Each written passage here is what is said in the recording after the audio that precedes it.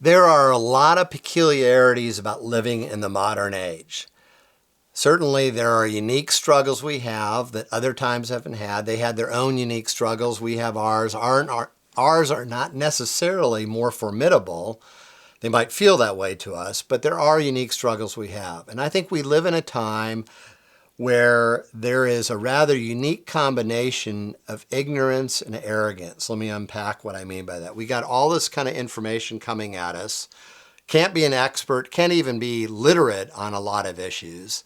So a lot of us feel the temptation to overreach and comment on a lot of things we don't have a clue about or very little clue about. Let me give an example. Some of you will remember the Georgia voting laws. And there was this big debate. People on the right were saying that the change here that we're making is a total nothing burger. Other states have done it. There's nothing to it. There's nothing racist about it whatsoever. People on the hard left were saying, oh, this is racist, this is terrible. And so they were at loggerheads on this issue. So in my mind, I imagined that I bring in a group of 100 people. 50 people from the right that say, oh, this is totally nothing.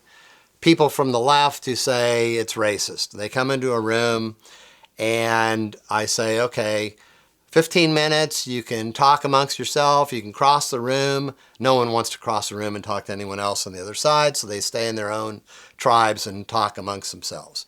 15 minutes are up, 15, 20 minutes are up, let's say, and then I blow the whistle, everyone goes quiet, and I ask, well, has anyone changed their mind on the Georgia voting laws? And no hands go up. No one changed their mind. 50 people still say nothing to it. 50 people still say it's racist. So no one changed their mind. So, well, actually, that's not the question I was most interested in. The question I'm most interested in is this. How many of you have read the 98 pages that delineate what the law is all about? And I look out and I look around, 0 hands go up. But yet 100 people out of 100 are very confident that they know that it's either not a big deal or it's racist.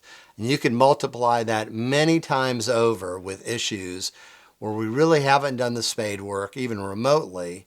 And so there's really the need to consider, okay, how do I speak in an informed way? We obviously can't be experts on everything.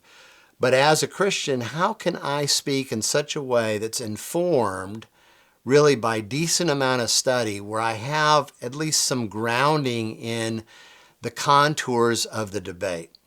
It's really an issue to think about for all of us.